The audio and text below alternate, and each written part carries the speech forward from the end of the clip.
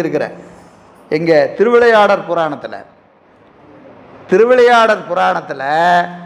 வந்திப்பாட்டிக்கு சாமி வராரு. வந்திப்பாட்டிக்கு வராரு. எப்படி வராரு? கூலிக்கு ஆள் வேணுமா அப்படின்னு கேட்டுட்டு வராரு. அப்படி வருகிற போது எப்படி வராராம்? ஒரு கந்தை ஆடை, தோளில் ஒரு மம்முட்டி. அந்த மம்முட்டி எப்படி இருக்குதான்? அப்படியே பிறைச்சந்திரன் மாதிரி தேஞ்சிருக்கான். அந்த முனையெல்லாம் மழுங்கி அரை அந்த கைப்பிடி தான் இருக்கு. இது தேஞ்சிருக்கு. அப்படி பார்த்தோம் பயங்கர எக்ஸ்பீரியன்ஸான ஆளாட்டிருக்கியா, வேலை செஞ்சு எக்ஸ்பீரியன்ஸான ஆள் அப்படிங்கிற மாதிரி தெரிகிற மாதிரி. காலில் செருப்பு எப்படி இருக்குதுங்க? குதியுங்கால் வெளியே இருக்குதான். தேஞ்சு செருப்பு எவ்வளோ இருக்குது? முக்கால் காலுக்கு தான் செருப்பு இருக்குது.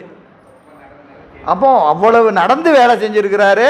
கருவி அவ்வளவு பயன்படுத்தி இருக்கிறார். அப்படி வராராம். வரும்போது ஏன் சாமி அப்படி தங்கத்தில் ஒரு மம்டியை பிடிச்சிட்டு வந்தால் வேண்டாமா சொல்லுது. எதை செஞ்சாலும் அவர் கரெக்டாக செய்வார். எப்படி செய்யணும்னு அவருக்கு நல்லா தெரியும். இன்னொன்று தெரியும் நமக்கு, அதியமானுக்காக தூது போனாங்களே ஔவையார். போகும்போது என்ன சொன்னாங்க? எப்பா உன்னோட கல்வியெல்லாம் பாரு, எப்படி களங்களெல்லாம் புதுசாக இருக்குது. அவன் அதியமான் போய் பார்த்தா எல்லாம் கொல்லம்பட்டையில் போட்டு அடிச்சுட்டு கிடக்குறாங்கப்பா அப்படின்னாங்களாம். எது புகழ்கிற மாதிரி தெரியுது. ஆனால் உண்மையில் என்னது? நீ என்ன போர்க்களத்தில் ஒரு போர்க்களம் கூட உன் கருவியெல்லாம் பார்த்தது கிடையாது. அவன் சண்டை போட்டு மொத்த படைக்களமும் கொல்லம்பட்டையில் கிடக்குதியா, நீ அவங்கள்ட்ட சண்டைக்கு போய் தோத்துறாத அப்படின்னு சொல்கிற மாதிரி அவை தன் தூதை அழகாக காட்டுவாங்க. அது மாதிரி நம்ம புத்தகத்தை பார்த்தாவே தெரிஞ்சிடும். ஐயா, அதுக்கு என்ன பிரச்சனைன்னு கேட்டிங்கன்னா, அந்த சிவவேடத்தை எல்லாத்துக்கும் வேறு கொடுத்துட்டார். இப்போ அவருக்கு மட்டும் வச்சுருந்தாருன்னா நமக்கு வந்தால் தெரிஞ்சிடும். இந்த சிவவேடத்தை என்ன செஞ்சிட்டாரு? பிறருக்கு தன்னை அறிய தருகின்றான். இப்போ பெருமான் என்ன செய்கிறாராம்?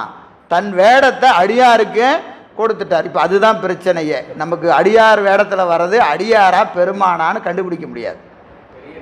எப்பவுமே கண்டுபிடிக்க முடியாது. அதனால தான் நீங்கள் அடியார் வரும்போது எப்படி வணங்கணும்? சிவமாவே வணங்கணும். நீங்கள் சாமி அப்படியே கொண்டை வச்சுட்டு வர்றதெல்லாம் சிவபெருமான் பார்த்தீங்கன்னா பார்க்குற பக்கமெல்லாம் கொண்டை தெரியும். ஏன்னா கொடுத்து வச்சிருக்கிறாரு எல்லாத்துக்கும்.